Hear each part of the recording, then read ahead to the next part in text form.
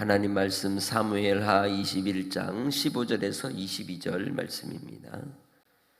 사무엘하 21장 15절로 22절입니다. 같이 함께 봉독하겠습니다. 블레셋 사람이 다시 이스라엘을 치거늘 다윗이 그의 부하들과 함께 내려가서 블레셋 사람과 싸우더니 다윗이 피곤함에 거인족의 아들 중에 무게가 300세겔 되는 노창을 들고 새 칼을 찬 이스비브놉이 다윗을 죽이려 하므로 스루야의 아들 아비새가 다윗을 도와 그 블레셋 사람들을 쳐 죽이니 그때에 다윗의 추종자들이 그에게 맹세하여 이르되 왕은 다시 우리들과 함께 전장에 나가지 마옵소서. 이스라엘의 등불이 꺼지지 말게 하옵소서 하니라.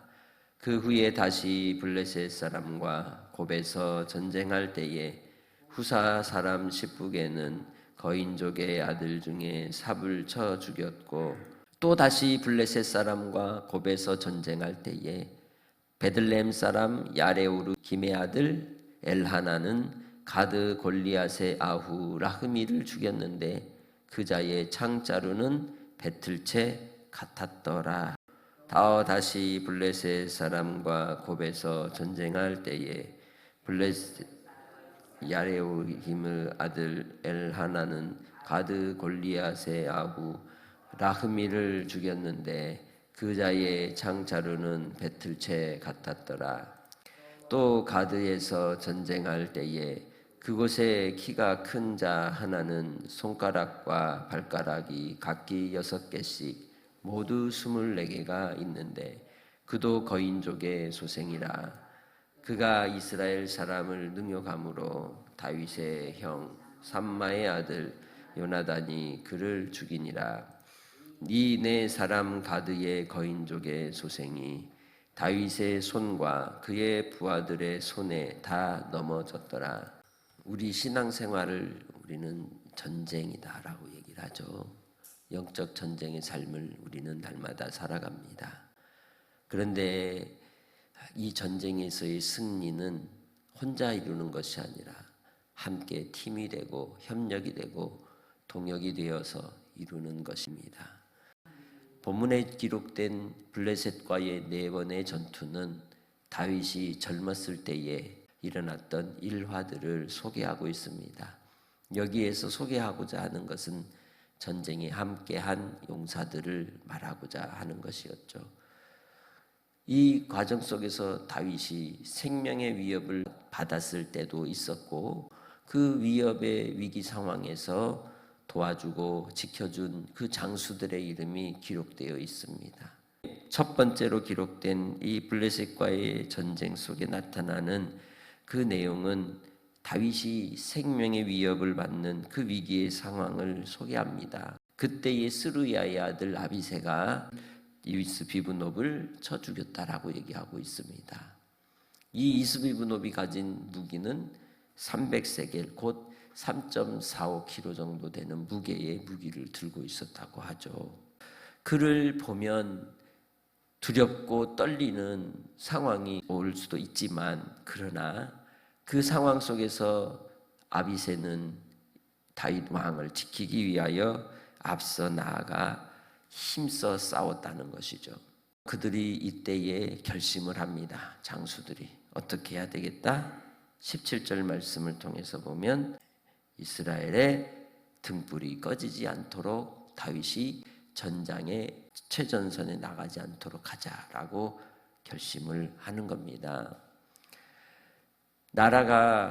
나라로서의 역할을 또 위치를 지키기 위해서는 지도자가 어려움을 당하면 안 되죠. 그처럼 이 다윗을 지키고자 했던 것입니다. 이스라엘의 가장 큰 대적은 이 블레셋 사람들이었습니다. 벌써 몸이나 체구나 그리고 그들의 전투력은 엄청난 것이었기 때문입니다. 그러나 그러한 상황 속에서 이 다윗과 그의 장수들은 나라를 지키고 또한 지도자를 지키기 위해 자기들의 목숨을 다하였음을 본문은 소개하고 있는 것이죠. 이제 18절에는 두 번째 전쟁이 소개되고 있습니다. 그것은 곧 곱에서 일어난 전쟁입니다. 여기에서 소개된 또 다른 거인족 중에 한 사람이 삽이었습니다. 이 삽을 10부개가 나아가 싸워 이겼다고 이야기하고 있죠.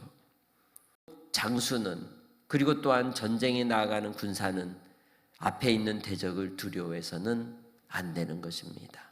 히브리서를 통해서 성경 전체 속에서 우리에게 주시는 하나님의 무기는 무엇입니까? 담대함, 곧 파레시아. 무엇보다도 마음을 무장시키는 겁니다. 담대하게 싸워 나아가라.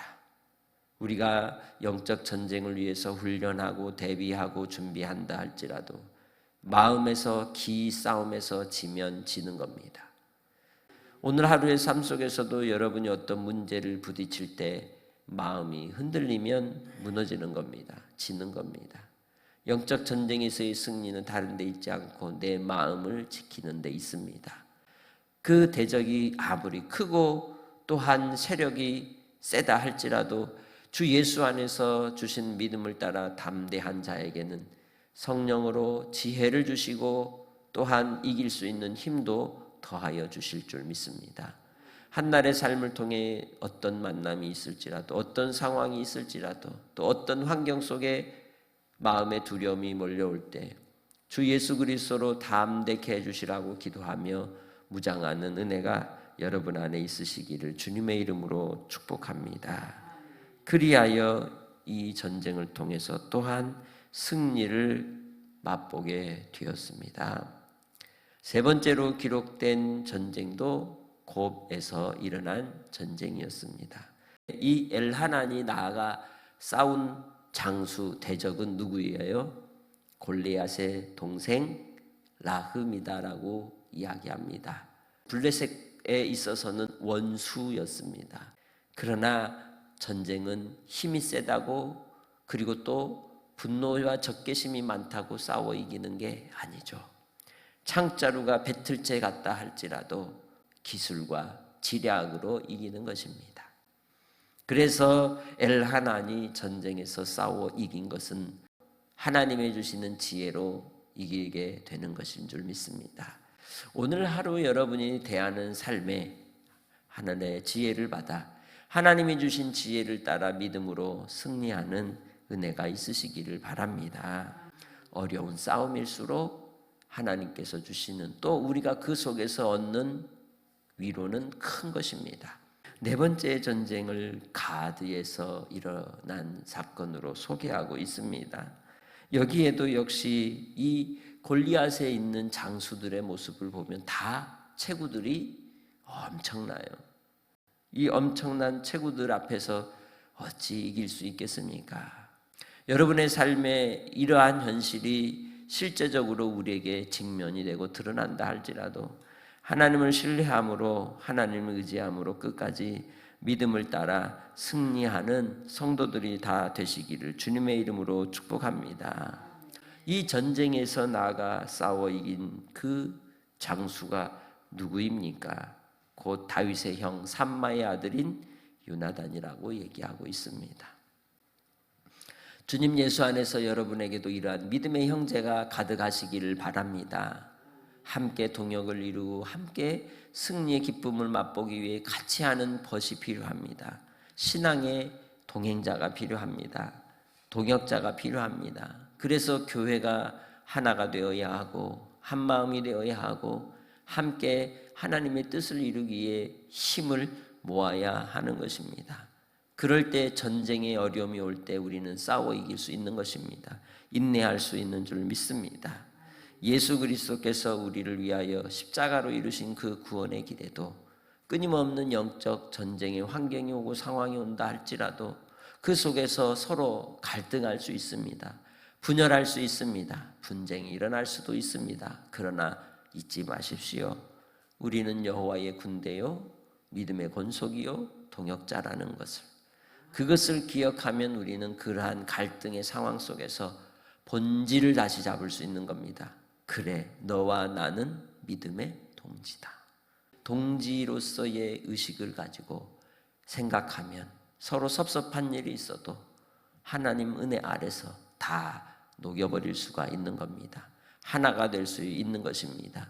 그리하여 하나님이 우리를 향하여 주실 저 영원한 하나님의 나라의 부름의 상을 기대하고 끝까지 신앙의 경주 속에서 함께 가는 금구제일교회 식구들이 다 되시길 주의 이름으로 축복합니다. 하나님 아버지 감사합니다. 신앙의 동역자들을 붙여주시고 동질 의식을 갖게 하시고 함께 이 영적 전쟁의 삶 속에서 동행하게 하시니 감사합니다. 우리가 교회로 모여 하나됨을 이루게 하시고 그리스도의 온전함을 드러내는 주님의 영광 가운데로 우리를 사용하여 주시고 항상 담대하게 하옵소서. 서로가 서로를 위하고 생각하며 함께 동역하는 이들이 되게 하여 주셔서 어떤 환경과 상황이 온다 할지라도 주 예수 그리스도 안에서 실망하거나 낙심하지 아니하고 끝까지 믿음의 경주 속에 주님이 주실 영원한 영광을 바라보고 나가게 하옵소서. 오늘 하루도 어떤 환경과 상황이 우리에게 닥칠지 모르나 그 속에서도 주님이 주시는 담대함을 잃지 않게 하시고 영적 분별력과 하늘의 지혜를 따라 우리 앞에 있는 난공불락의 성이라 할지라도 승리하게 하옵소서. 하나님의 백성들에게 오늘도 그러한 은혜의 필요를 공급하여 주시고 연약함을 강건함으로 또한 나약한 우리의 마음이 무너지지 않도록 담대함으로 새 힘 주실 줄 믿사옵고 감사하며 예수님의 이름으로 기도합니다. 아멘.